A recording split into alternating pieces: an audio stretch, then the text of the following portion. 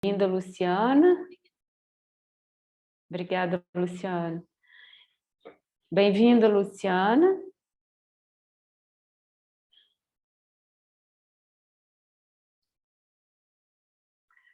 Então, irmãos, hoje, dia 20 de setembro de 2022, vamos estudar, né, ler uma parte do livro Saúde e Espiritualidade, do Geoffrey Hodgson. A gente tem aqui por objetivo ler o primeiro capítulo, mas a gente vai passar pelo prefácio e pela nota do autor, que antecede o primeiro capítulo. Vamos ver se a gente consegue fazer isso. E a Célia vai trazer também algumas considerações, algumas reflexões sobre saúde, principalmente saúde mental, a partir de um curso que ela fez. E a gente vai poder hoje trazer essas partilhas, né? Então, Célia, Otávio, Ives, chegando agora, Luciano e Luciano. Então, é um estudo. Boa noite, Ives. Que bom que você chegou. Então, hoje vamos fazer um estudo, Ives. Eu estava falando aqui do livro Saúde Espiritual. Raquel, esclarecer que o curso que eu fiz foi o curso que você recomendou no grupo da Associação Brasileira de Psiquiatria. Entendeu? Então, eles convocando para poder refletir sobre isso. E teve aquele professor de Juiz de Fora, que foi um dos que deu aula. Entendeu? E a partir desse curso que eu fiz essas reflexões. Sim. Então, irmãos, essa semana a gente tinha a agenda aberta e a Célia, ela trouxe essa ideia da gente estudar, falar um pouco sobre saúde e espiritualidade a partir dessa inspiração do curso que ela fez. Então, a gente já estava lendo um livro do Geoffrey Hodgson, então estou trazendo aqui saúde e espiritualidade. A ideia é a gente fazer uma leitura, né? O primeiro capítulo é bem bonito, e traz um entendimento, né, do que o Geoffrey Hodgson entende sobre saúde e espiritualidade. Então, o Otávio está aqui com a gente também, vai também trazer as suas contribuições. A gente vai fazer, vou projetar aqui o livro, consegui o PDF dele. Então, a gente vai começar.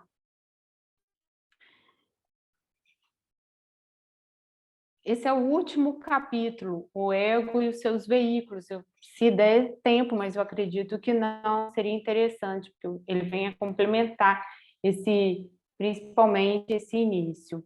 Tá? Então, o livro ele está dividido da seguinte forma, né? Tem a primeira parte, saúde e vida espiritual, e a segunda parte, uma visão oculta da saúde e da doença. Então, a nossa ideia é a gente ficar aqui nessa primeira parte, onde ele vai trazer o esclarecimento. Então, a gente vai ler aqui o prefácio, pelo menos o primeiro parágrafo, aí a gente vai aqui para a primeira parte, nota do autor e sobre saúde. E aí eu peço para os irmãos poderem, assim, trazer comentários a qualquer tempo, tá? A gente não precisa, é um estudo aqui livre, tá? Então, a gente vai fazer uma leitura contínua e aí eu peço vocês para qualquer momento, vocês poderem me interromper a leitura e para falar sobre o entendimento de vocês. Então, esse livro chama-se Saúde e Espiritualidade, do Geoffrey Hodgson.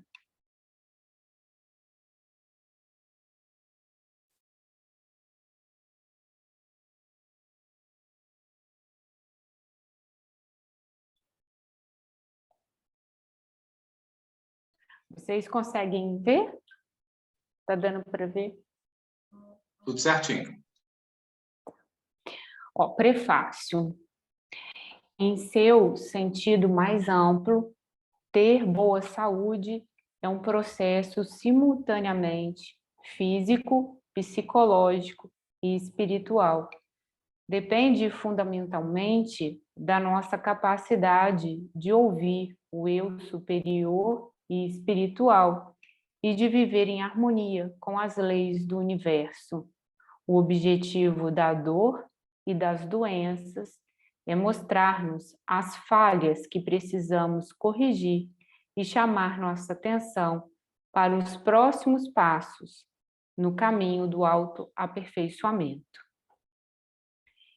Este é um dos pontos centrais para Geoffrey Hodgson, nos 2 textos que reunimos neste volume, com base em investigações clarividentes em sua longa prática terapêutica. Ele abre as portas com estes 2 trabalhos para que o leitor atento assuma a responsabilidade sobre sua própria saúde física, emocional e espiritual. Saúde e Vida Espiritual, publicado pela primeira vez em 1926, é hoje um texto clássico, mas cuja atualidade permanece intocada. Simples, didático, contém recomendações práticas que produzem um claro efeito positivo na vida de quem as aplique com equilíbrio e regularidade. Uma visão oculta da saúde e da doença, estuda e descreve minuciosamente os processos vitais nos vários planos da realidade humana. Mais detalhado e técnico, o texto publicado na segunda parte deste volume oferece preciosas indicações para que melhoremos a qualidade de vida em suas diversas dimensões. Então, a gente vai para a primeira parte, a saúde e a vida espiritual. Por favor, Célia. Então, só nessa introdução aí já tem coisas... assim, primeiro é de ser de 1929. Nessa época, o suicídio era só condenado, não era acolhido, não era estudado, entendeu? É uma coisa séria. A outra, aqui para a nossa cultura judaico-cristã, é claro, né? E a outra coisa é que ele coloca aí que a saúde não é ausência de doença e é uma responsabilidade da própria pessoa, entendeu? Então não é o médico que vai cuidar de você, não é a medicina que vai resolver, é você que tem que assumir a responsabilidade da sua saúde nos diversos planos.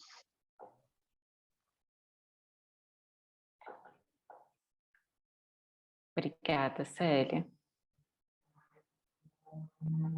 Então, vamos aqui para a primeira parte, a saúde e a vida espiritual, nota do autor. Esse primeiro parágrafo eu achei bem interessante. O Otávio estava aqui hoje, eu estou no Centro Raja, né, eu comentei aqui com vocês lá nos Simpatizantes, a gente está fazendo um trabalho aqui, e eu até de manhã comentei essa primeira parte do livro. Então, se o Otávio também quiser trazer o que a gente conversou hoje, as reflexões, que foi bem interessante. Então, vou fazer essa leitura. A causa principal de cada caso individual de doença, a causa principal de cada caso individual de doença reside em uma resistência ao direito do ego de governar sua personalidade e em recusar-se a ouvir a voz da consciência. Esta causa é divisível em 2 classificações subsidiárias. A primeira delas consiste daquele tipo de karma, que é o efeito da obstinação da personalidade, do fechamento deliberado dos ouvidos à voz do eu superior. E aí isso resulta em pecados, essa primeira resulta em pecados de ação, aqueles atos definidos que são contrários ao princípio fundamental da unidade. E a segunda causa é o karma, que resulta da inexperiência do ego e seu fracasso em prover a necessária orientação para a personalidade. Isso resulta nos pecados de omissão, autoindulgência e fracassos na autodisciplina e nas ações de serviço. Entre essas duas divisões existem muitas outras que compartilham da natureza de ambas, com a predominância de uma ou outra. Eu, hoje de manhã, né, eu estava lendo e tive, né, dúvidas, né? Eu falei assim, Otávio, se você puder me ajudar a compreender melhor, né, principalmente essa segunda causa, é o karma, que resulta da inexperiência do ego, né? E para mim foi um ponto difícil de entender. Aí eu gostaria de saber, Otávio, se você pode falar um pouco sobre esse primeiro parágrafo aqui, que é tão interessante, né? Ele já começa, o Geoffrey Hodgson já começa assim, explicando, né, qual que é essa origem da doença, pela visão espiritual.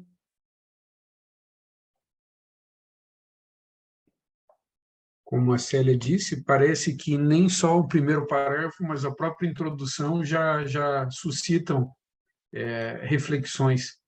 Eu agradeço a oportunidade de estar com vocês aqui novamente em Juiz de Fora. Aceitei o convite da Raquel para a gente estar junto falando sobre essa temática, numa expectativa de aprender junto e partilhar as reflexões. Acho que talvez, se o tema é saúde e espiritualidade, a primeira coisa que a gente pode pensar, e que estava ali na introdução e que foi ressaltado pela Célia, é que a saúde não é necessariamente uma ausência de doença, não é? É um estado natural, embora ali na introdução se fale de uma boa saúde. Talvez falar de boa saúde seria até um pleonasmo. Então, existe um estado de saúde e, eventualmente, existe uma experiência de doença.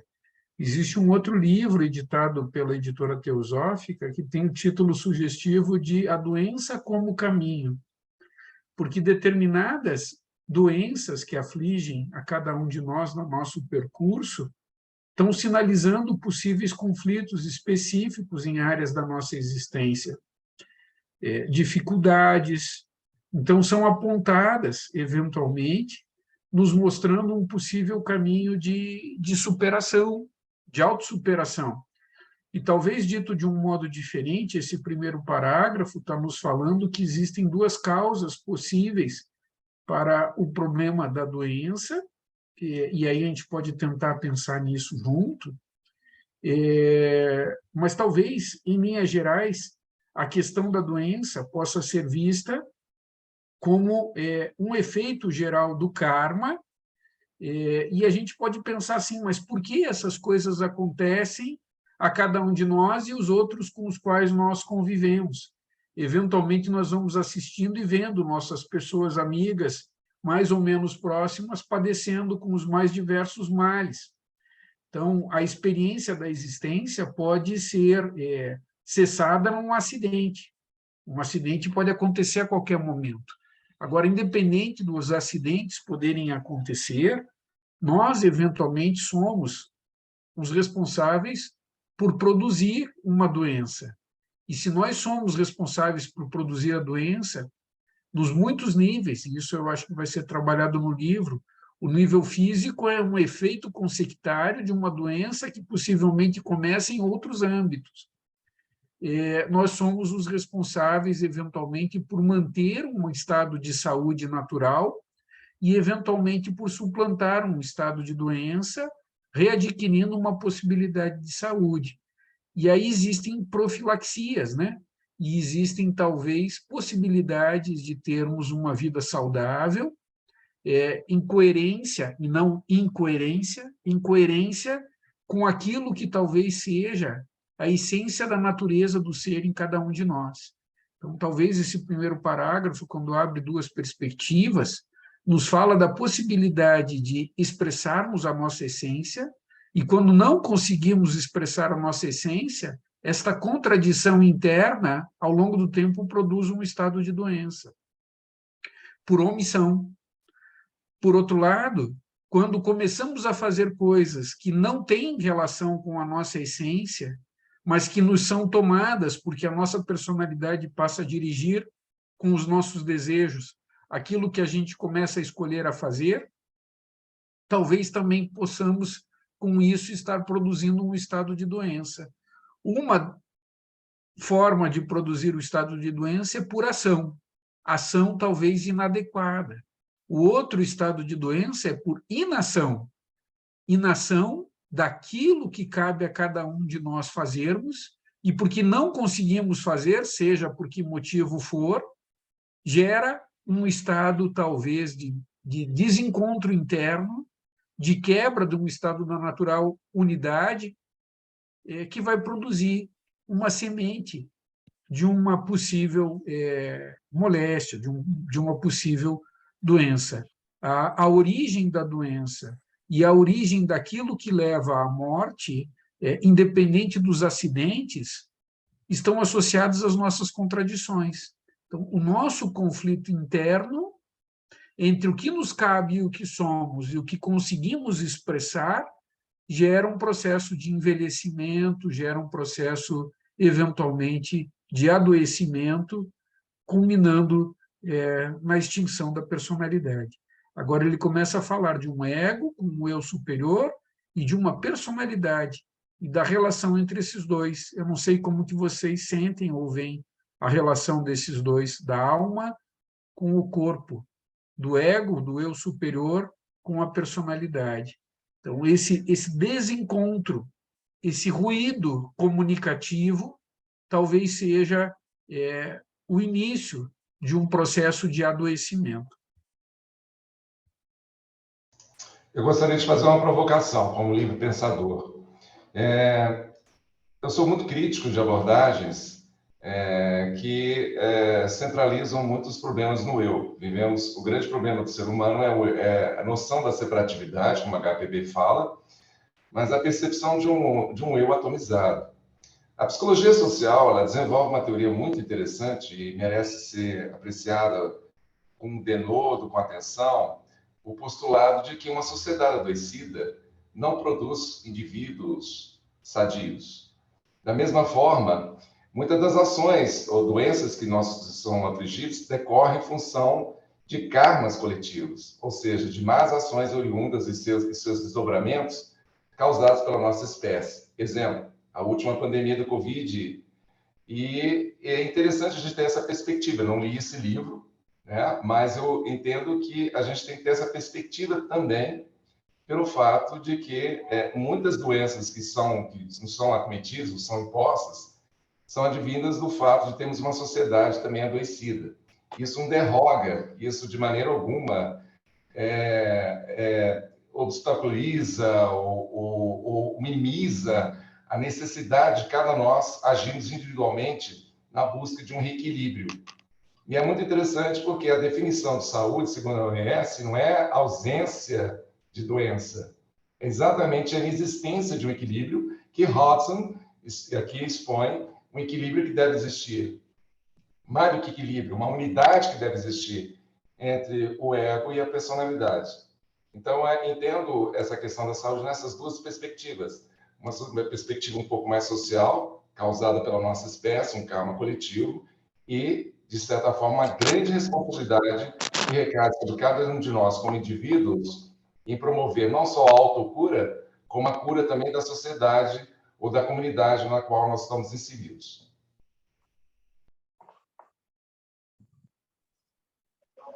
Eu chamo isso da desconexão. Quer dizer, a gente adoece, tanto a pandemia e tudo, é porque a gente é por causa da separatividade, é por causa da desconexão que a gente tem entre o nosso ego, a nossa mente, mas a mente coletiva, a natureza. Então, essa desconexão, esse negócio de ficar partindo os pedacinhos, isso é isso, aquilo é aquilo, separando as coisas, a gente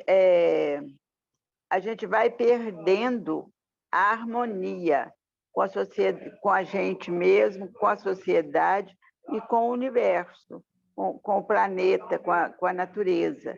É isso que adoece. E como você está falando, a gente não adoece sozinho, como também não se cura sozinho, ainda que seja um ato de responsabilidade própria. Se me permitir, achei ótima a provocação e complemento. E a sua fala, acho que o Ives trouxe isso, me lembrou de uma apresentação do professor Roberto Crema, que faz uma citação oriental.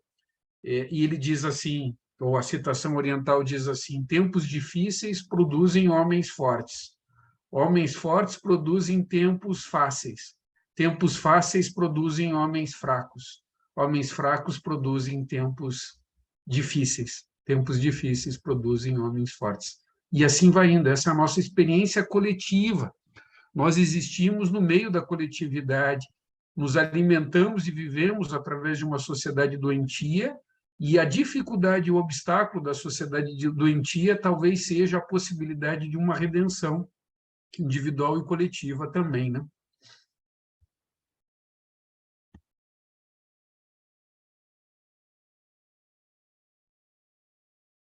Nesse momento que nós tomamos 6 vacinas e não plantamos uma árvore. Quer dizer, isso não vai ter fim.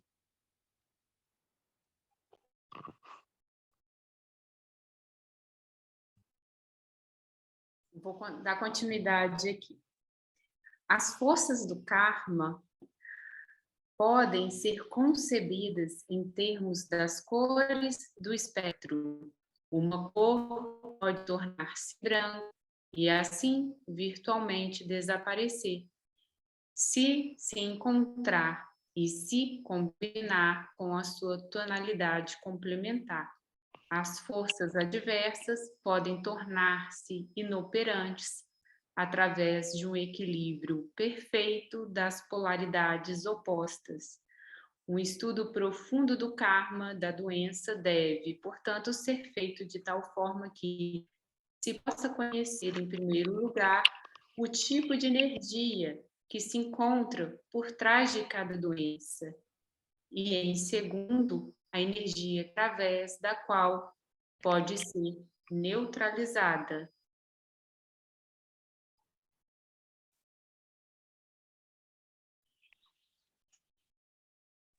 Aí parece que ele está falando de um princípio de correspondência, né?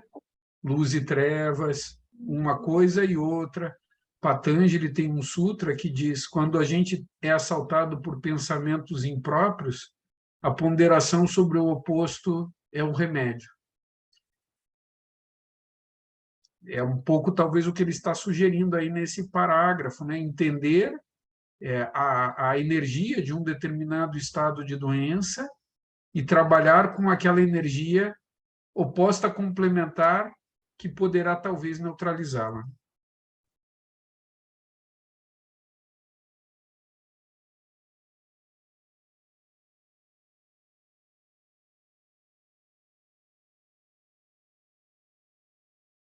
Quero ver se eu acho, o Geoffrey Hodgson, ele vai trazer isso no último capítulo. Vou ver se eu consigo achar aqui. Exatamente por essa perspectiva que o Otávio estava falando agora. Mas, se alguém quiser comentar...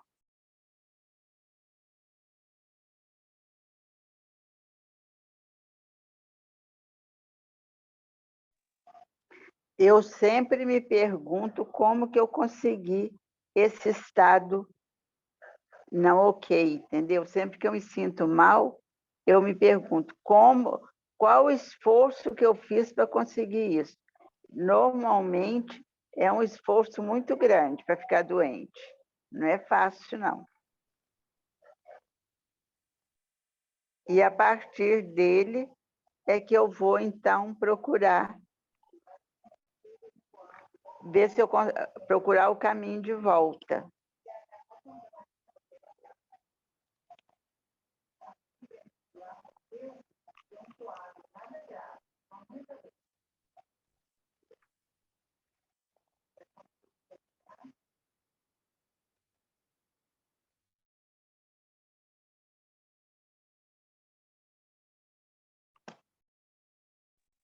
Raquel?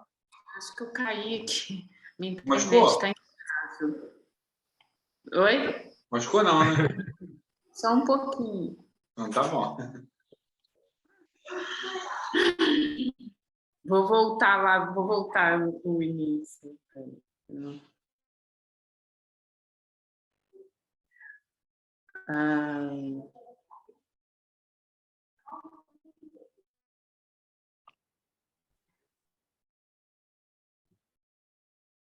Tudo isso pode ocorrer. Eu vou dar continuidade, tá? Tá muito bom essas reflexões, esse debate. Então, vou dar continuidade aqui para trazer mais essa fala do Geoffrey Rhodes para a gente refletir junto. Tudo isso pode ocorrer fora da esfera pessoal. É uma forma de alquimia espiritual que será parte da sabedoria das raças subsequentes da humanidade. Não pode operar-se onde a separatividade permanece. O sucesso exige que a separatividade deva ser, em alguma medida, transcendida. A unidade é a grande profilaxia. Essa frase tão bonita, né? Vou repetir. A unidade é a grande profilaxia. Se alcançada pelo ego, seu poder permeia os veículos pessoais e torna-os imunes às doenças crônicas. Pertence ao plano da sabedoria que, como se diz, poderosa e suavemente ordena todas as coisas. A força vital desse sublime nível envolve e permeia todo o átomo de cada veículo e provê sustentação espiritual para a quádrupla personalidade do homem. Sob a influência de uma intensa compreensão pessoal da unidade, ocorre uma descensão, em uma medida grandemente aumentada, desta energia espiritual que cura e que é o verdadeiro antídoto para qualquer doença. O homem emprega remédios apropriados à sua idade evolucionária.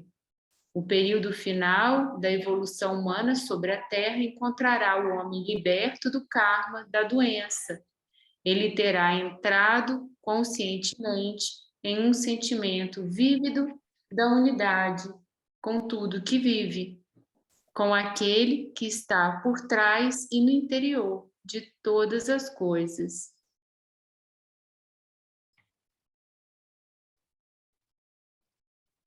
Talvez nesse parágrafo ele tenha ressaltado a questão da doença como efeito social, e aí em ciclo evolutivo da própria humanidade, e falando talvez num impulso de evolução possível através dessa experiência, que pode ser uma experiência de dor, de sofrimento e de doença, própria, segundo o que ele fala aqui, das raças, e que vai produzindo uma sabedoria num processo de alquimização ao longo do tempo.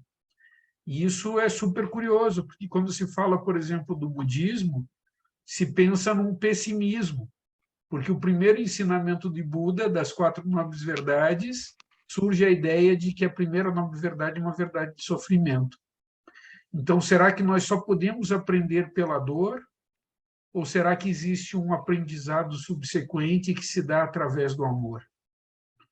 E aí, quando ele fala dessa profilaxia da unidade, ele está talvez nos falando da essência de qualquer remédio, da suplantação de qualquer doença, que leva o ser humano, a partir da experiência do sofrimento, individual e coletivo, nos diversos ciclos, a descobrir esta realidade una e o amor que, de algum modo, talvez leve a um sentido mais profundo, né, da vida.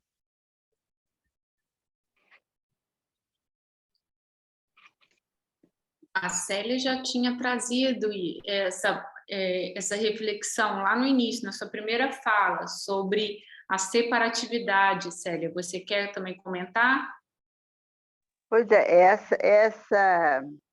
essa ideia de que a gente só vai aprender pelo sofrimento, eu penso que o sofrimento vem depois que a gente esgotou os outros, como a gente não vai pela linha do amor, como que é a separatividade, que é a desconexão com a natureza, esse negócio todo, aí a dor vem, como eu ouvi na igreja messiânica, ela vem com o sinal de perdão de Deus, porque ela vem para te chamar a atenção do que você já está fazendo.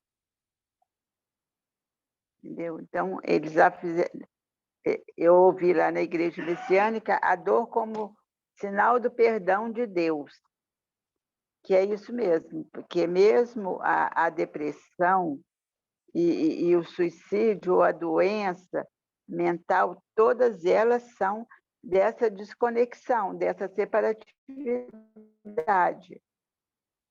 Aí você vai progredindo, se não tiver dor, é capaz de ser embora por um buraco muito maior, como foi agora a Covid, entendeu?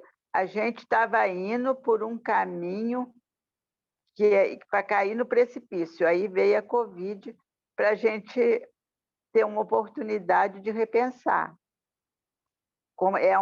Eu, desde o princípio, estou falando, é uma iniciação coletiva, é uma oportunidade para a gente mudar o caminho, em todos os sentidos.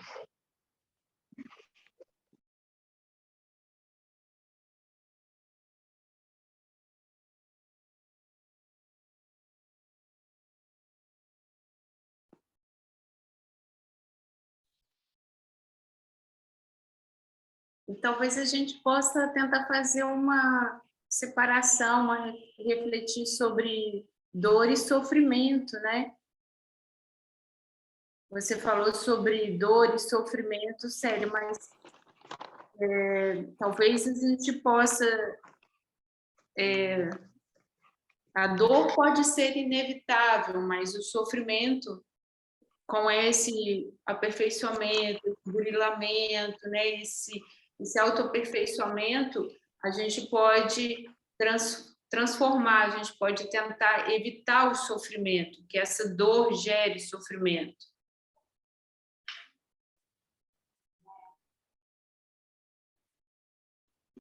A dor, ela só gera sofrimento pela falta de compreensão do que ela é. Entendeu? A dor, ela é o que falaram lá na igreja messiânica. A dor vem como um sinal. Se você acolher a dor como sinal de que está desarmonizada, você não gera o sofrimento. Agora, se você achar que a dor está te incomodando, que a dor, entendeu? Que a dor é punição, que a dor... Aí você vai entrar no sofrimento e não vai sair da dor. Ou então você vai tomar um remédio, né, que vai te anestesiar da dor, mas você vai ficar no sofrimento. Se você anestesiar a dor, você vai entrar no sofrimento. Ótimo, Célia, obrigada. Podemos continuar? Alguém quer falar? Antes de eu passar para o próximo parágrafo?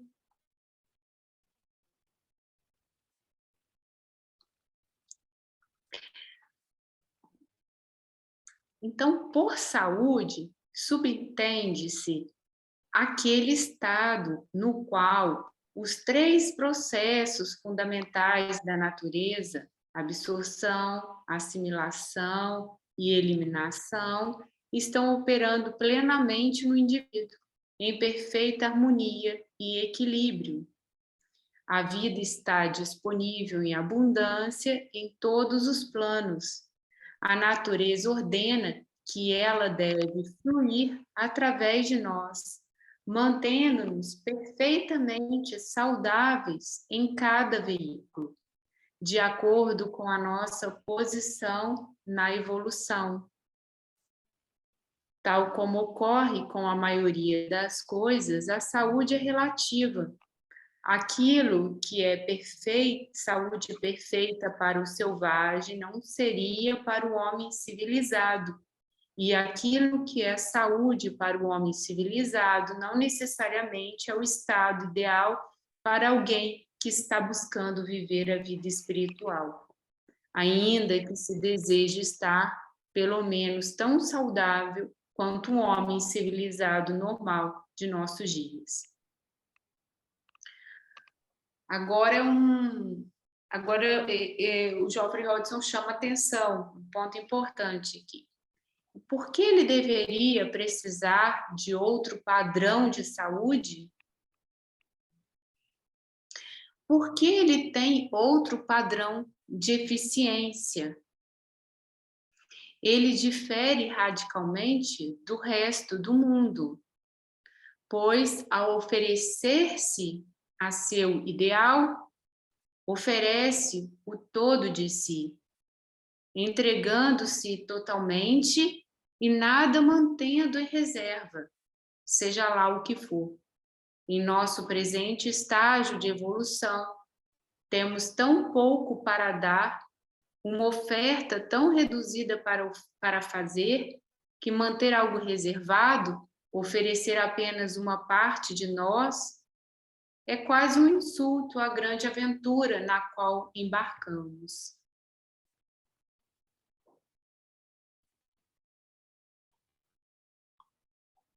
Alguém quer fazer um comentário? Como sente essa passagem?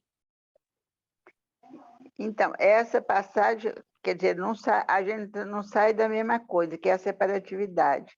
Então, ele fala aí que, por exemplo, que uma das coisas que a gente se acha doente e tal, é porque a gente se coloca num ciclo diferente do ciclo das outras, da natureza, o ciclo então, porque tudo cresce, decresce, tudo é cíclico. A gente quer ter uma situação uma situação estável, ou melhor, uma situação não é estável, parar o movimento. Não, harmônica não. A gente quer ter uma coisa parada. Por exemplo, tanto a vida é como um pêndulo, entendeu? Então, ele vai lá no outro, um lado, vai do outro, como também a natureza tem primavera, verão, outono, inverno. Então, tudo fica em movimento. A gente quer que ter uma situação, a gente quer que saúde seja um estado estático, como se deixasse o pêndulo parado. Entendeu? Então, é isso que a gente fica querendo que que a vida, entendeu? Seja uma coisa, seja um pêndulo parado. Inclusive, a gente nega as encarnações, quer dizer, que você nasce, morre, nasce, morre. Tudo isso faz parte de ciclos. E a gente quer parar o pêndulo, e isso aí que é o problema. Não, isso não, aí a gente fica sem vida, porque a vida é movimento, e é ciclos. Eu acho interessante o que Célia fala, porque essa ideia é extremamente poderosa, sobretudo na cultura sino-indiana, de que tudo está em constante mutação, né? O Tao Te Ching fala exatamente isso, uma tradução dele para as línguas ocidentais é exatamente isso, o livro da mutação. E é muito interessante porque essa história de um equilíbrio, uma coisa estática, né? Ela não existe. Eu acho que a ideia que representa muito bem o que ele está dizendo aqui é como se a gente surfasse uma onda. Hoje você está em equilíbrio, no seguinte você já se desequilibrou. Homeostase, basicamente, é isso. É você reequilibrar-se a cada momento que passa, porque a vida é um fluxo contínuo. E no parágrafo anterior ele fala que a vida é uma mudança, saúde é um estado de abundância. E existe uma piada muito interessante falando o seguinte: se por acaso um macaco estivesse unido com outros macacos e esse macaco resolvesse trazer apenas para si, reter apenas para si todas as bananas, esse macaco seria objeto de estudo por parte de cientistas. No entanto, nós, da nossa espécie, nós fazemos, por exemplo, uma outra energia, que é a energia da grana, do dinheiro, né? A gente quer acumular aquilo. Então, da mesma forma, impedindo que outras pessoas tenham acesso a essa abundância. Então, a vida é, sobretudo, compartilhamento, a vida é, sobretudo, relação, né? E essa relação é um construto, está em contínua desconstrução e construção a cada momento. Então, a saúde, me parece aqui, que ele quer dizer, e é o que eu entendo também, que é esse estado contínuo de mutação, de reequilíbrio de você diante das circunstâncias, seja internas, ou seja, nossos estados mentais, sejam externos, o meio no qual estamos inseridos, a gente buscar um reequilíbrio a cada momento.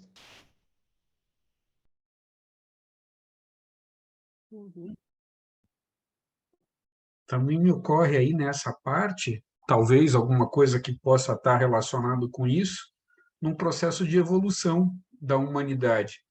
Então, a gente relativamente pensa que um estado de saúde, naquilo que significa a expressão da vida humana, está relacionado àquilo que nós conseguimos expressar ao longo do tempo em determinados momentos, seja numa perspectiva de longevidade, mas não apenas isso, seja numa perspectiva, talvez, de criatividade, numa perspectiva de atividade, nos amplos aspectos da experiência da vida, umas sinapses que nós conseguimos realizar através das atividades cerebrais e coisas do gênero.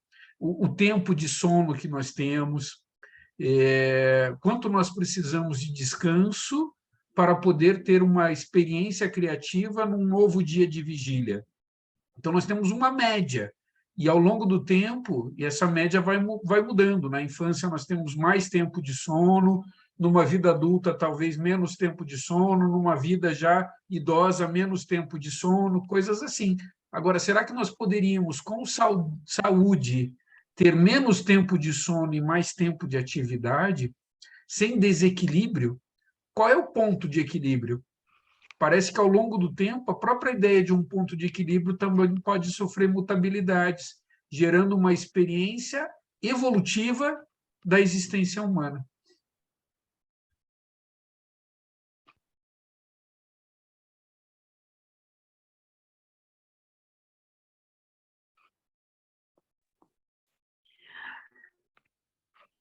Se aceitarmos... Gente, vocês estão me escutando? Porque eu caí aqui de novo. Não, tá tudo ótimo aí. Tá tudo aqui acompanhando.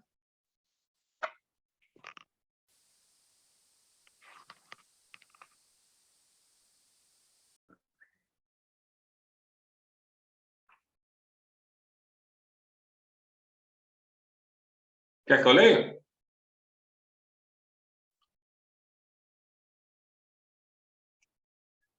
Parece Pode que ir, congelou. Luciano. Pode ir, Luciano, que ela deve ter caído outra vez. Vou... Aí ela levanta. Internamente, né? Aí enquanto ela levanta, você... Eu vou lá, hein? Se Voltei, aceitarmos isso, gente. deve ser Gente, de eu imensa voltei. importância ao aspirante na vida espiritual que ele esteja em perfeita saúde. Não poderíamos prosseguir dizendo que é o seu dever, seu primeiro dever, estar em um estado de saúde perfeita, tanto quanto seu karma e sua constituição o permitam. Cuidado para que nada haja em sua vida que sirva de obstáculo para o atingimento daquele ideal. Examinemos alguns dos fatores que são importantes para o atingimento da saúde. Aqui, novamente, uma vez que o estudante coloca-se em contato com as forças espirituais, sua abordagem será diferente da do homem que não o fez, pois o que seria inofensivo para o último pode ser seriamente prejudicial para o primeiro, cujos corpos sutis, bem como o físico, estão se tornando mais sensíveis e responsíveis à medida que ele progride na senda e se torna um canal para as forças ocultas. O fator psicológico pode provavelmente ser considerado como o mais importante. Desde ponto de vista, deve haver tanta harmonia quanto possível entre o ideal interior oculto no ego e a sua expressão exterior, através da ação mental, emocional e física. A falta de harmonia... Luciano, dá licença. Voltei. O que você quer fazer? Você quer ler? Quer que eu continue? Não, queria fazer uma pausa para ver se alguém quer fazer algum comentário, para a gente ir mais devagar, se alguém quer trazer algum comentário, porque você leu 3 parágrafos, né, super importantes aqui. Nessa parte aqui eu destaco essa frase aqui, ó, tanto quanto o seu karma e sua constituição permitam, cuidando para que nada haja em sua vida que sirva de obstáculo para o atingimento daquele ideal. Lembro do comentário que o Ives fez, do que o Ives trouxe, do karma coletivo, mas ele fez claro que isso não significa, né, nossa responsabilidade. É uma indagação, né? É uma indagação que vem do parágrafo anterior, quando fala que talvez a gente não se doe ao mundo com tudo aquilo que nós temos uma possibilidade de doação ao nosso alcance. Então, a gente tenta manter algo reservado para a nossa sobrevivência. E aí ele está falando isso no que diz respeito à saúde e nos questionando se nós somos, eventualmente, aspirantes à vida espiritual, não temos uma responsabilidade conosco mesmo em manter um padrão de saúde tal qual o karma nos ofereça, e um padrão de saúde para quê? Para talvez realizar um serviço em benefício do mundo. Como é possível realizar um serviço em benefício do mundo trazendo uma energia espiritual sem que exista uma matéria apta e saudável para poder receber o espírito? Então, nenhum é mais ou menos importante. Existe um encontro e um casamento entre espírito e matéria, mas um espírito sem matéria na qual possa se expressar é apenas uma possibilidade. Por isso ele está questionando aqui. Nós, será que não temos uma responsabilidade para conosco mesmo em preservar um estado equilibrado de saúde? Eu acho essa reflexão muito importante, que é a importância do corpo físico. Como ele é um veículo, mas ele é importante. A gente não pode descuidar dele, falar, não, fico assim sofrendo, que bonitinho, porque eu estou na vida espiritual. Não existe isso, não. Ele tem que ficar bem, como o menino diz, para poder a gente expressar a grandeza da vida espiritual.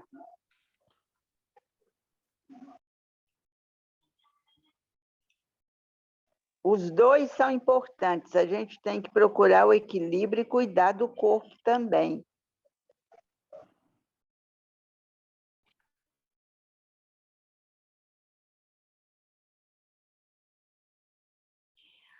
E também aqui tem um alerta, né?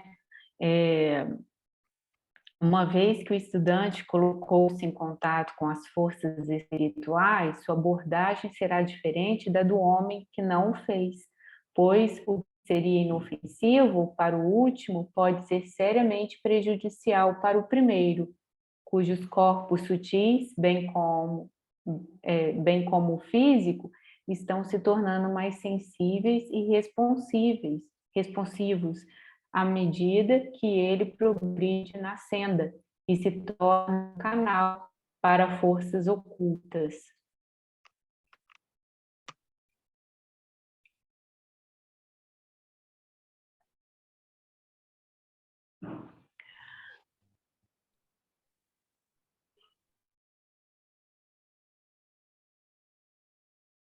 Tem uma frase que você me relembrou agora, né? Há muito quem é dado, muito será cobrado.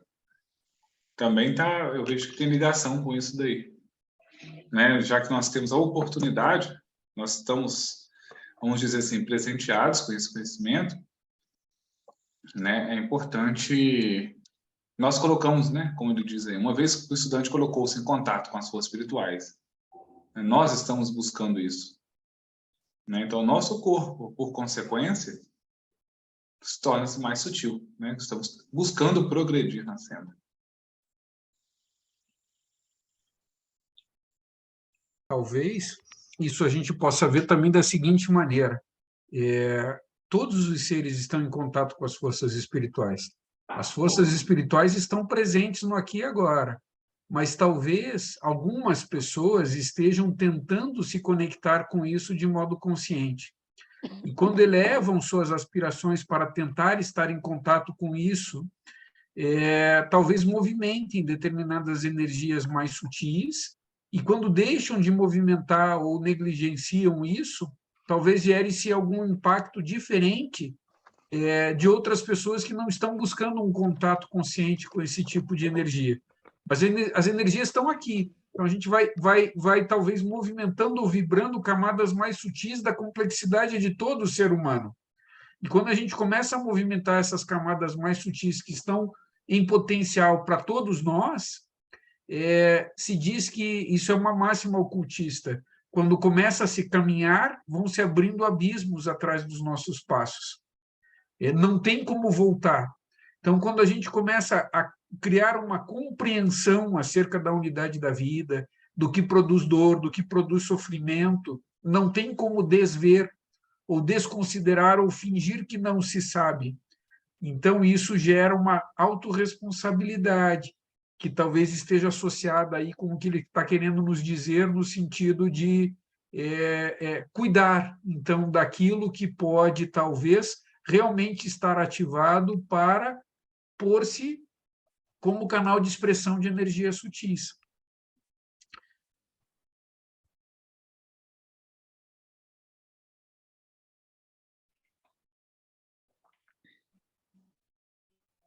Então, vamos dar continuidade. E aí ele começa a falar de fatores psicológicos como um ponto importante, né? Então, um equilíbrio, uma harmonia nessa estrutura psíquica, né? De um estudante. Isso não significa que não existam angústias, que não existam dificuldades enormes, que não existam assombramentos acerca das nossas limitações. Nós temos inclinação e ideal em tentar fazer determinadas coisas e acabamos vendo que, na prática, não damos conta daquilo tudo. E aí começamos a olhar para nós mesmos e nos martirizamos, eventualmente. Então, a questão de uma amorosidade, que não é uma autoindulgência, como ele dizia nas palavras anteriores, vai produzindo um certo equilíbrio psicológico necessário, num meio termo entre negligência e indulgência, entre cobrança, que gera martírio, e despreocupação completa. Então, quanto mais tenta se compreender as leis espirituais, mais se produz uma autorresponsabilidade. Mas essa autorresponsabilidade não pode surgir como algo que produz autopunição. E aí ele está falando, então, de um ponto importante, que é esse aspecto psicológico. E esse ponto importante, eventualmente, trata daquilo que, como nós estamos falando, talvez, do problema da doença na sociedade, se diz talvez seja a maior doença dos nossos tempos, que é a depressão.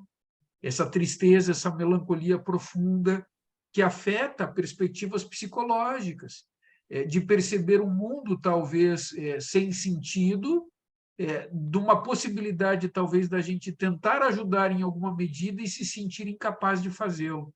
Nós temos uma propensão e não temos energia para fazê-lo. Então, vai gerando um desequilíbrio psicológico, a ser talvez harmonizado. E aí ele fala tanto em harmonia, e a gente estava vendo antes ali ele falar dos opostos complementares. Então, como inclusive a ideia da tristeza e da melancolia pode talvez em alguma medida ser catalisada para um efeito harmônico de possibilidade de expressão naquilo que nos é possível, e não naquilo que talvez possa soar como uma exigência que nós fazemos em relação a nós também.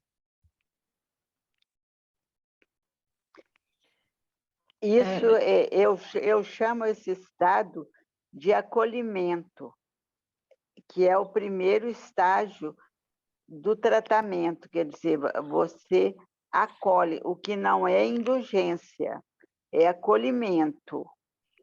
Você não está dando conta, mas você, entendeu? Mas não pode gerar culpa. Então, é acolhimento. Você acolhe, abraça e depois, então, passamos para a segunda fase, que é recompor a autoestima da pessoa, porque quando a gente vai para esse caminho da culpa, da depressão, a gente está perdendo a autoestima. Então, primeiro abraça e depois vai trabalhar a autoestima, que a gente não é capaz de tudo, mas é capaz de muita coisa.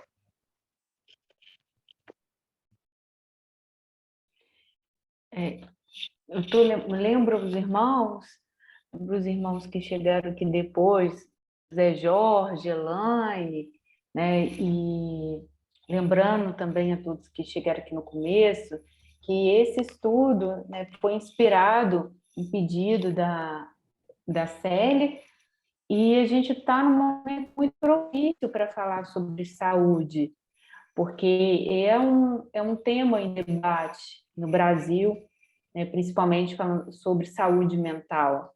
Então, é interessante que nós aqui também podemos, né, trazer esse assunto e nessa perspectiva da espiritualidade, que é o nosso foco, o nosso objetivo, que é entender pelo ponto de vista da espiritualidade.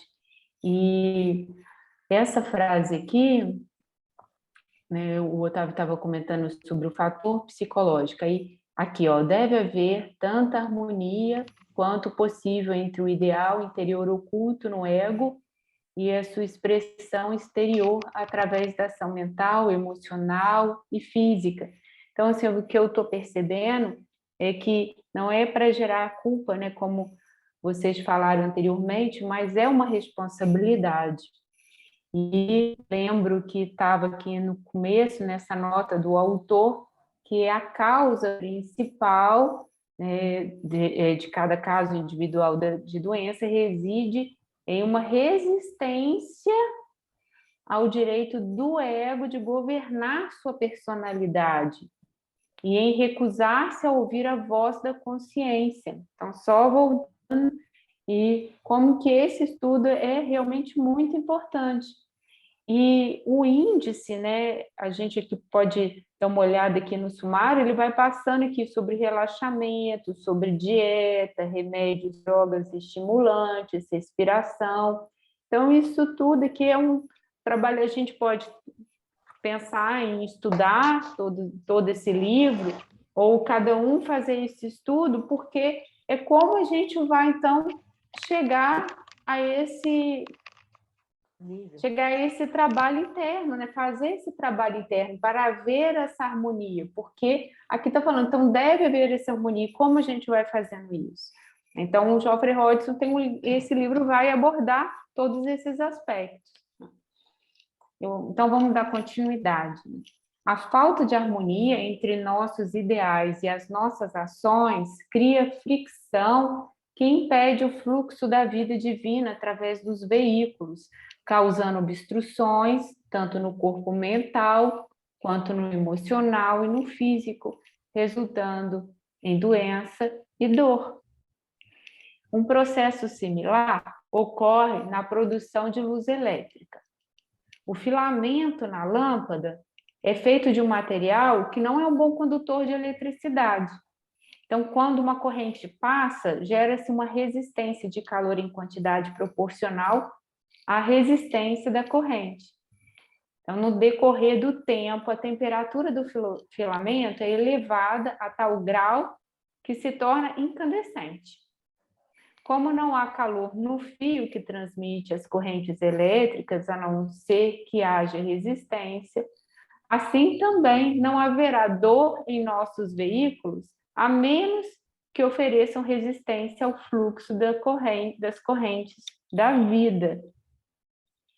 Assim como o calor produzido no fio é proporcional à corrente elétrica e à resistência, também a dor em um veículo será proporcional às correntes da vida e à resistência a elas. Numa perspectiva filosófica, essa metáfora talvez possa nos trazer uma reflexão que a gente tem uma visão limitada acerca do que seja a vida, apenas entendendo a vida como uma resistência. Aquilo que produz resistência ao choque, que gera dor. Então, a contenção do fluxo da vida gera uma resistência em cada um de nós, e nós associamos que a experiência da vida é ter contato com essa resistência. Isso é o que Platão chama de um mundo de sombras, que passam a ser tomados como uma realidade. Seja a realidade de um prazer, seja a realidade da dor. E ficamos parados nisso, separados do próprio fluxo da vida, que, na verdade, se expressa não naquilo que a gente chama amor, mas no próprio amor. Quando se ama, não se é. É o próprio amor através desse ser. Alguns místicos dizem que isso é a vida, além daquilo que nós entendemos como sendo a vida.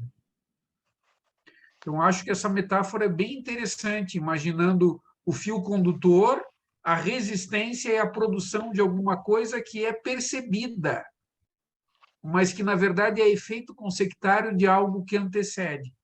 E assim acontece com todos nós. Nós não percebemos a vida, que antecede a percepção. E depois começamos a experimentar, perceber e nos identificar e dizemos, isto é viver. E aí nós entramos no que nós chamamos de zona de conforto. E o sentido da vida é estar naquela zona de conforto. E nós nos apegamos tanto àquele tipo de experiência que fazer um trabalho de transformação é um trabalho extremamente dolorido. Porque precisa sair daquilo que simbolizou a experiência do viver para cada um de nós. E o místico vai dizer que o renascimento espiritual é uma morte para esse apego que não é nem com a vida, é com aquilo que a gente imagina que a vida seja. Porque desapegar a isso significa morrer. Já não faz sentido viver. Para que eu vou viver? Então, a gente vive com a doença, a gente convive com a doença, porque a doença dá um sentido para a nossa vida, para a gente reclamar, para a gente achar que nada está bom, para as pessoas terem pena da gente, para a gente ser reconhecido, para a gente ser referenciado. E isso vai dando o sentido da vida, identificado com uma segunda natureza, que pode ser uma natureza de doença. Então, a doença é um simbolismo daquilo com o qual nós nos apegamos. Mas a vida precede a forma. E a vida precede a própria percepção da experiência.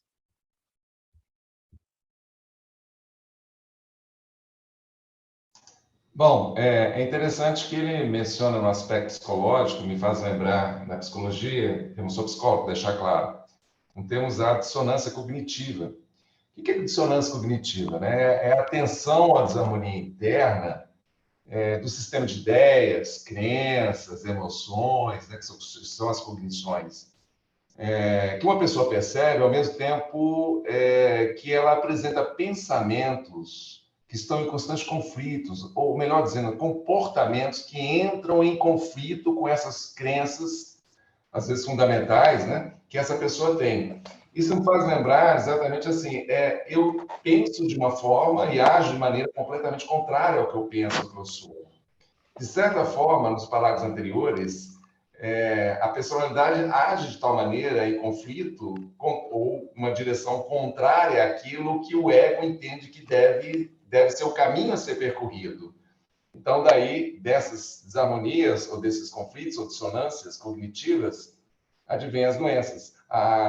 O entendimento da medicina tradicional chinesa é exatamente isso, como a doença, como um bloqueio de um fluxo, né? E, novamente, a ideia do fluxo presente. Que fluxo é esse? O fluxo de Qi, ou Qi, ou Prana.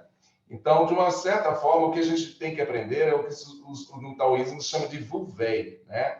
De você agir de acordo com a natureza, de acordo com o fluxo, de uma maneira espontânea, natural. Agora, dizer que o que é natural, né, para uma civilização que, acima de tudo, prioriza o que é artificial. Tente mostrar a uma criança que tomar um suco de cenoura com laranja é muito mais saudável que uma Coca-Cola. Ou no lugar dela ficar buscando uma banca de revista, querendo ter as últimas figurinhas douradas do álbum da Copa do Mundo, talvez, ou abandonar o videogame, talvez fosse mais interessante ela andar descalça pela terra, né, e mergulhar seus pés na terra e colher uma fruta de um pé. Então, isso é muito interessante. Eu acho que, de certa forma, as nossas doenças são um caminho exatamente para a autocura, é um caminho para a gente se reconectar com a nossa natureza, ou no falar, né, de Roberto Crema, que é exatamente a reintegração com a sua inteireza, o resgate da sua inteireza. Já que o Otávio mencionou o Otávio mencionou o Roberto Crema, então vou homenageá-lo aqui também. Lembrando também o Pierre Weil, né, que ele falava exatamente que uma vida normal, é um termo muito interessante, que é a normose, né, a neurose da normalidade, é o que a nossa sociedade postula como o modus operandi, como viver, né, de uma maneira civilizada. E aí a minha crítica ao texto, sem incorrer em historiografia que se chama de anacronismo, mas temos que entender que Hudson era um fruto da época. Então, quando ele fala uma palavra lá em cima, que o selvagem e o civilizado, hoje eu olho para isso e acho isso interessante, porque me faz lembrar uma música do Roberto Carlos, em que ele falava, eu queria ser civilizado como os animais. É por isso que eu realcei que esse livro foi escrito em 1929,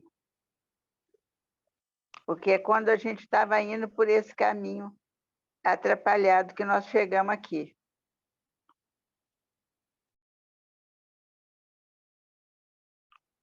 Deixo claro que isso desmerece em absoluto o livro de Hudson, né? É apenas mais uma provocação que eu faço.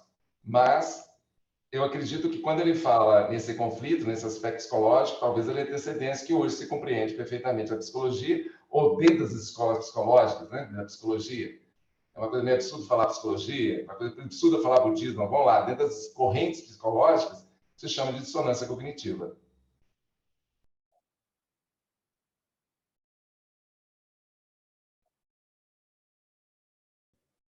Eu gostaria de fazer uma pergunta.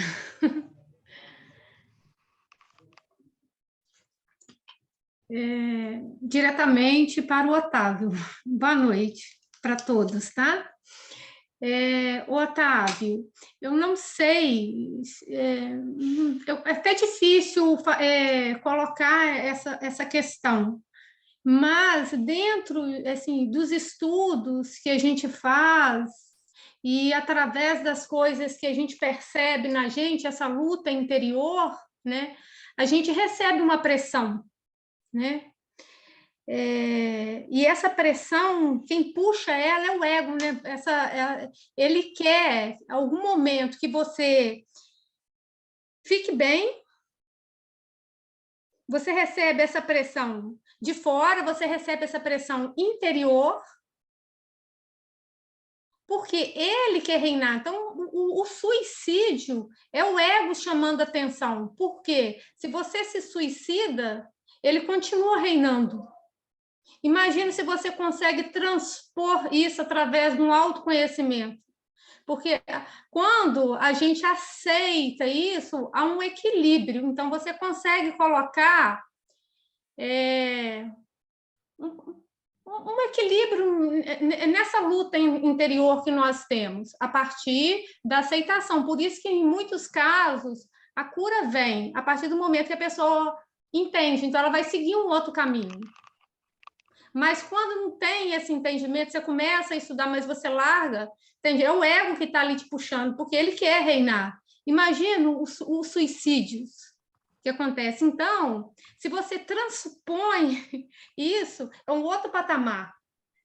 Aí já é o amor, né, que a gente compreende dentro dos estudos. Não sei se é certo, se eu soube passar para você, né? Se isso vem até para a gente estar aberta ao novo, né? Porque a gente carrega muita coisa do passado, né? Que a gente identifica com isso, né? O ego, ele é hereditário, né? E isso ajuda a gente a dar uma pausa nisso, né? E perceber quem nós somos mesmo, como essências divinas. Não sei se é certo o que eu disse, mas assim, eu percebo dentro da gente essa luta, né? A complexidade do humano gera essa própria ideia de uma luta interna, né? Que é apresentada na Bhagavad Gita. O campo do Kurukshetra acontece na nossa mente, ora eventualmente iluminada e inspirada por uma natureza divina que é impessoal e una, ora eventualmente tomada pela ideia de uma identidade da parte que se apresenta, que é reconhecida, que se reconhece. Então, quando a gente, inclusive, fala a ideia de ego, ele em si já merece uma contemplação. O que a gente está dizendo que é ego? O que é o ego? E a gente percebe, às vezes, aí o Hodgson e outros momentos da literatura teosófica falar de uma ideia de um ego superior ou a ideia de uma alma. O que é a alma humana? E não necessariamente o ego que psicologicamente a gente vai criar como uma ideia de identidade. Então, esta luta da necessidade de nós termos uma identidade, de provarmos a nossa identidade, de reconhecermos nossa identidade, de entregarmos essa identidade numa perspectiva social, familiar, religiosa, isso vai gerando eventuais conflitos, porque nós não nos sentimos capazes de fazer isso, ou porque, às vezes, existem muitos impulsos, ora nos dizendo faz isso e ora nos dizendo faz aquilo. E talvez esses nossos conflitos, e eu acho que a sequência do texto vai dizer que a dor e a doença são companheiras, especialmente nos passos iniciais, elas estão fazendo com que a gente tenha um processo de autoconhecimento.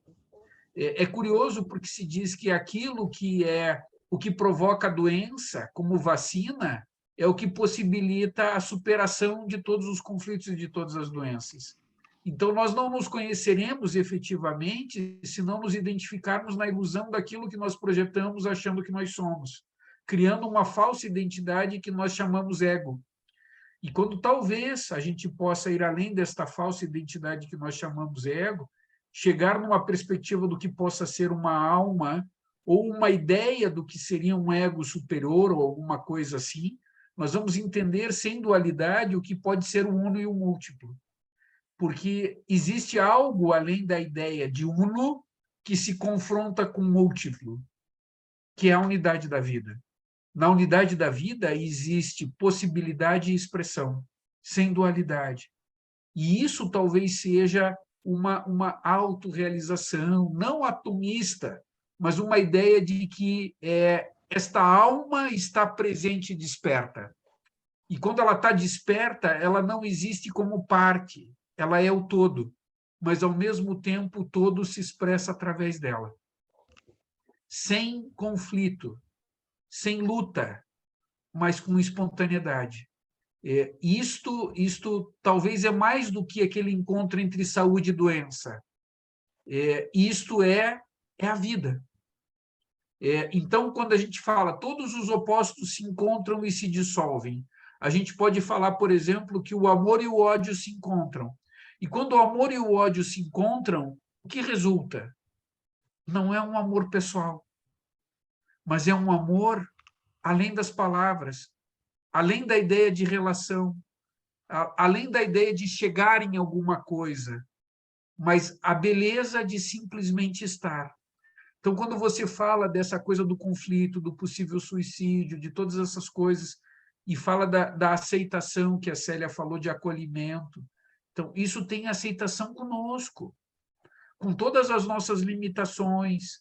Por vezes, a espiritualidade fala de um certo relaxamento na alegria de percebermos e darmos risada das nossas limitações. E entender essas nossas limitações como um aspecto do divino também, neste momento. Então, isso tem a ver com uma aceitação que nos mostra, talvez, contornos mais claros do que seja a vida. Numa sociedade, o tema é, lembrando setembro, que nos ressalta a questão do suicídio, numa sociedade, inclusive, que mais do que flerta, nos diz que nós podemos ter uma prática de uma não-vida assistida, se nós tivermos supostamente o discernimento de tomarmos essa decisão. Então, a Suíça, por exemplo, nós vimos aí o diretor famoso, né, que tomou uma decisão depois de romper a fronteira dos 90 anos, me fugiu agora aqui o nome dele, famoso, né? Isso agora na semana passada. Só que isso ele foi, acho que, para a Suíça. A Suíça diz que, a partir dos 12 anos de idade, se acharem que a criança, porque com 12 é criança, não é adolescente ainda, é um pré-adolescente, talvez, uma sociedade que acelera a experiência da existência. Com 12 anos, uma criança pode dizer que tem uma decisão de fazer um suicídio assistido, desde que ninguém participe diretamente com isso. Então, esta é a sociedade em que nós nos encontramos hoje, de uma não-vida. Mas, eventualmente, nós temos uma possibilidade de estabelecer luzes de aceitação, de um enaltecimento da vida, com o reconhecimento acolhedor das nossas limitações, daquilo que nós, de algum modo, expressamos neste momento, individual e coletivamente. Eu tenho, assim, isso é uma reflexão muito pessoal, que a ideia de nós caminharmos com um rompimento daquilo que é a nossa conexão com o desconhecido, com o sagrado, com Deus, nos faz órfãos. E esta orfandade leva a um momento de ceticismo, de não-vida.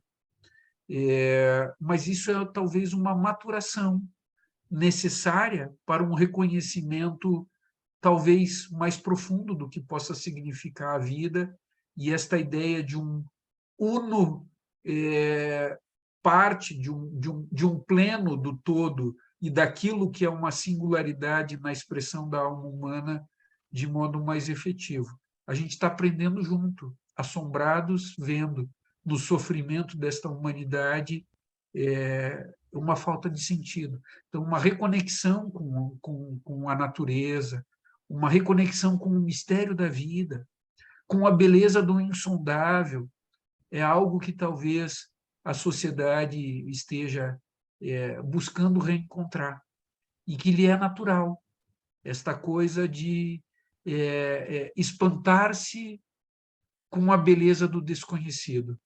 É algo que talvez seja necessário para esse nosso momento. Talvez também até diante de uma loucura dessa, né? Algo mais profundo possa despertar pessoas. Porque se imagina, isso vira cultura, né? Principalmente quando vem de um país que está à frente, né? Educação, não só cultural, mas econômico também, dita muito padrão.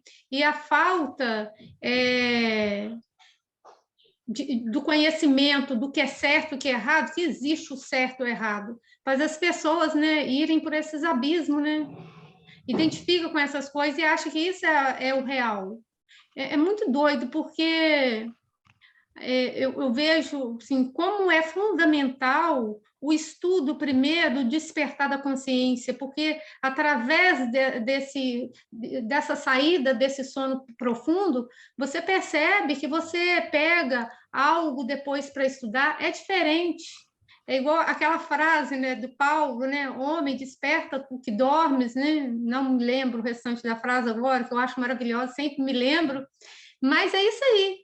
É diferente você colocar conhecimento na mão de um indivíduo quando ele está desperto para algo mais profundo, para algo divino primeiro, né? Para essa sabedoria.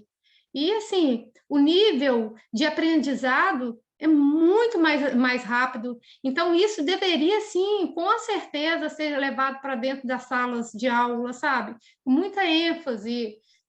Eu acho que isso que vai salvar a gente, porque se imagina, eu fico às vezes pensando, a hierarquia planetária, imagina, eles lidam assim, com pessoas totalmente surdas. Eles tentam comunicar conosco, imagina. Igual eu vejo, às vezes eu estou aqui com um bichinho, você quer ensinar alguma coisa, ele tem dificuldade, imagina eles conosco. Uma humanidade, entendeu? Que está demorando para despertar. Né? Aí você está ali falando no seu ouvido, está ali mostrando, e a gente, imagina, cego e surdo. Porque é como se a gente fosse cego e surdo, né? Porque diz que a gente evolui pelos olhos. Eu tenho uma meditação que eu vou mostrar para vocês que fala sobre isso. É maravilhosa. E, assim, verdadeira.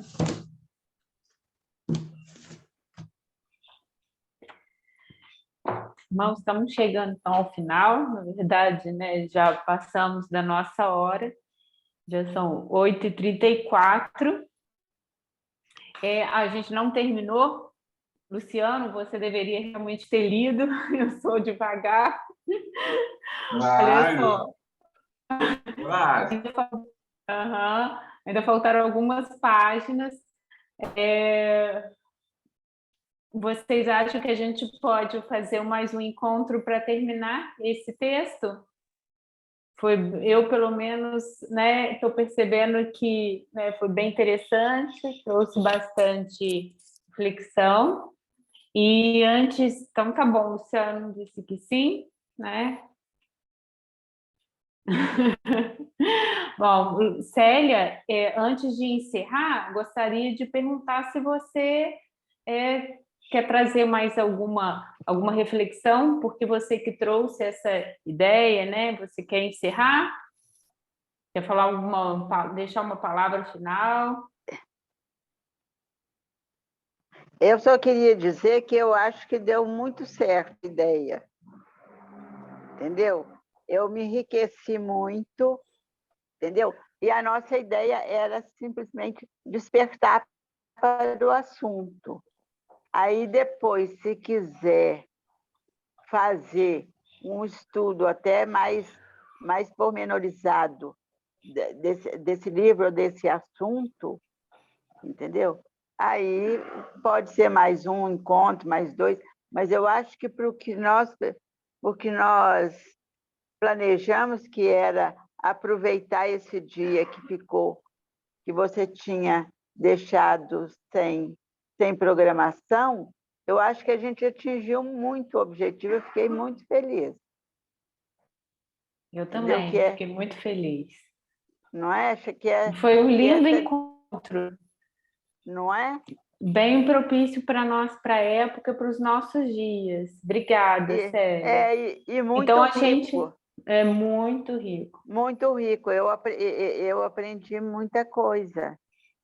Entendeu? Eu também. Então é isso que eu acho. Eu acho que foi muito bom e que atingiu, quer dizer, superou as nossas expectativas. Então, a gente continua. Na próxima semana, a gente vai ter um encontro com a Loja Teosófica Fênix, como a palestra do irmão Mariano Marques. Aí, na próxima, a gente pode voltar e terminar esse capítulo, e depois podemos...